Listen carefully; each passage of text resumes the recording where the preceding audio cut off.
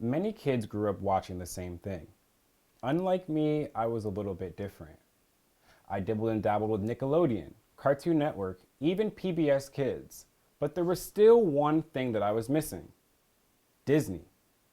It took nearly 20 years for me to dibble and dabble with the best Disney movies out there. So I ask you to join me on my journey of being Disney deprived. First, we start with Snow White and the Seven Dwarfs. Snow White released in 1937 and was the first featured animated film. My favorite part of the movie Snow White was probably the introduction of the Seven Dwarfs, specifically Sneezy. I thought the comic relief of him sneezing throughout the story was very funny. And who would have knew the song Hi Ho originated from that movie as well. Hi ho, it's home from work we go. Hi ho, hi ho, hi ho. What is very interesting about the movie is that since it's released such a long time ago, the expectations for me were very low. However, as the movie started going on and on and on, I started to realize that I actually started connecting to the movie a little bit. Maybe a little bit too much too. There was a point where Snow White appeared to be dying, and I actually got a little sad. Not gonna lie, there were a few tears coming down my eyes. But she came back to life. And I noticed that throughout watching a lot of different Disney movies, that seems to be a reoccurring theme. So as we move on, we go to Alice in Wonderland. So this was a bit different from Snow White. The first thing that I noticed was the vivid colors. These colors were not really seen in Snow White, but you saw a lot of different colors like oranges and reds and greens and blues and things like that. I also really liked the fact that Alice in Wonderland played on the idea of imagination. Of course, Disney loves the whole idea of imagination and dreaming and thinking big. However, I think the movie Alice in Wonderland did that to the fullest. Next, we move on to Beauty and the Beast. Beauty and the Beast is one of the best movies that I've seen thus far, and I think it had to do with the beautiful soundtrack. We first start off the movie with Belle actually introducing herself with the song Belle, and also Gaston with his song Gaston. My favorite part of the movie had to be the scene with all the moving pieces, the clocks, the candles, the teacups, the plates, and of course the Be Our Guesser song. Beauty and the Beast was Disney's first film to use a computer animated system. They actually teamed up with Pixar for the ballroom scene. Moving on, one of the famous movies Disney has had so far, Lion King. Lion King happens to be everyone's favorite movie. However, I'm not sure it was my favorite. So, I actually saw Lion King on Broadway before, and I thought that the production was very good. I thought that it was just missing a few different elements in the story. So when I actually watched the film of Lion King, I feel like those gaps were actually filled a little bit. I think everyone should watch the film because it kind of takes you to a different place. I feel like I was actually there in Africa as well. Welcome to our humble home. You live here? We live wherever we want. Yup, home is where your rump rests. It's beautiful. So my favorite part of the movie happens to be everything that was leading up to Simba vs. Scar, including Mufasa's death as well. So I want to move on to another movie. This movie is Tarzan. Throughout this movie, we got to witness him becoming himself as a whole. However, Tarzan was not my favorite movie. The next movie I want to talk about is Princess and the Frog. So I feel like I have a little connection to Princess and the Frog a little bit. Recently, I took a trip to New Orleans, and I kind of got that little jazz, Creole feel and culture that the movie actually portrayed throughout. My favorite scene in Princess and the Frog was Tiana turning into a frog, actually. I thought that Tiana was a princess because she was dressed like one at one point, and that's when Naveen got mistaken by this, and he actually kisses her. So they both hoped that nothing would happen, but instead, Tiana turned into a frog. So what I also liked about this scene was the fact that they showed beignets in a different way. So like I said, I recently went to New Orleans, and I kind of got a little taste and feel for what a beignet actually is. But I did not know until watching this movie that honey is actually common to put on beignets instead of powdered sugar. And that is something that I also tried in New Orleans, and it was very good. The next movie I want to talk about is Tangled. So Tangled was a very interesting movie for me. At first, I didn't really understand who Rapunzel really was. I've always heard about Rapunzel, but it was the first time that I kind of had like an encounter with her by actually watching the film. And I thought my favorite scene from that was when Rapunzel and Flynn first meet. Rapunzel actually knocks him out with a frying pan after he climbed the tower. So a common theme with Disney happens to be bringing someone back to life. So Flynn gets brought back to life by Rapunzel's teardrop, actually. And I thought that was very, very interesting. And to see Disney kind of do that throughout all the films that I've talked about thus far was also pretty, pretty neat.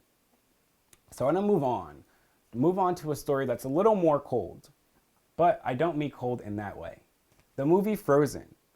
Frozen is one of Disney's most popular animated films today, and it happens to release almost a decade ago. My favorite scene was actually when Anna and Hans were actually dancing in front of the clock. They're doing kind of like this robot sequence with a big clock lit up behind them. And also, there was a plot twist that I was not expecting. Hans being evil? I always thought that he would be almost like the Prince Charming in this story, but clearly that did not happen. This movie, just like a lot of Disney movies, actually taught me a lesson, and that lesson was about putting others first. Specifically in the movie, there was a scene when Olaf, he actually warms Anna up enough to give her a little bit of life, and he was nearly ending his own life doing that. So that's something that kind of resonated with me throughout the story. You're melting. Some people are worth melting for. So next, I want to move on to a really, really fun movie, Moana. So the Moana has really interesting music. They have The Rock in it, and of course they have my favorite character, Hey Hey. So my favorite scene was actually when they're on the boat and Maui tries to keep jumping off the boat, and the water is just pushing him back on, keeps pushing him back on. And there's plenty of times where you see him just trying to just jump off without Moana looking at him, but the water is just gonna keep putting him there. Another scene that I thought was really, really funny with my favorite character, Hey Hey, is when Hey Hey realized that he was in the middle of the sea, just on like a little tiny boat. And in that scene, he starts looking left and right, realizing that he's smack in the middle of the sea, and starts screaming. And then he takes a few steps and kind of just falls into the water. Hey, hey. I think that was very, very funny, and I think Hey Hey was actually hilarious throughout the story. Another scene that I like was when Moana actually saw her grandmother as a stingray. I thought that was really interesting, and it was a little emotional to see how she really connected with the stingray as a whole. So I want to move on to the last movie, which is Encanto. So Encanto really shows the progression of Disney animation as a whole. If you look at the characters, you can tell the animation has gotten so much better since Snow White. And what I mean by that, it's not just flat and 2D with lines moving everywhere. You can really see like the different curves and the different dimensions within each of the characters. So I actually love how magical the story is. And what I mean by that, example of that is when Antonio's room kind of turns into a forest, jungle, you see waterfalls and a whole bunch of greenery. I thought that was really, really cool and really interesting. I also thought the scene where Mirabel knew Dolores had kind of loose lips. She knew she couldn't hold any water and was going to say something at the dinner when they're talking about one of Bruno's visions that was taken. So Mirabel was in a stare down with her, and she made sure that she did not say anything. But suddenly that didn't last too long because Moreno actually shoved a bowl of avocado in Mirabel's face, giving Dolores enough time to spread all the news. And I thought that scene was just very funny because you just see a whole bunch of facial expressions and a lot of just like fidgety, fast movement and stuff like that. So now let's move on to some of the fun facts and some of the things that are still relevant in today's pop culture. First of all, magic mirror on the wall. I actually thought it was always mirror, mirror on the wall, who's the fairest of them all, but it is not. It is magic mirror on the wall, who's the fairest of them all. Also, I didn't know Lion King is a remake of Shakespeare's Hamlet. But I mean, isn't everything a remake at this point? Moving on, the song Hi Ho.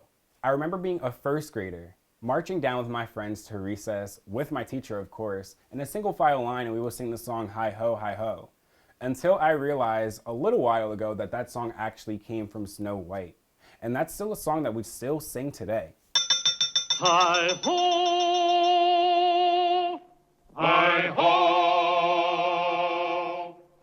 Lastly, the song from Frozen, Let It Go. That's a song that we've been singing for almost a decade. And it's so interesting to see how Disney kind of made a song that is still being sang today. And now for the end. I want to rank the top 3 movies that I've watched throughout this process. In third place, we have Princess and the Frog. In second place, there was a tie between Lion King and Beauty and the Beast. In first place, a movie that I've enjoyed a lot, Moana. Throughout this process, I was really able to connect to different Disney films. Now looking back, I feel like I was definitely deprived on a lot of different things. I see a lot of kids talking about princesses and all these different characters that I really missed out on as a child. I learned that within each Disney film itself, there's different lessons and values that are taught to a lot of younger people and also still resonate with a lot of older people today. Throughout watching these past 10 films, I've learned so much about Disney, but there's so much more to learn. But I thank you for joining me on my journey of being Disney deprived.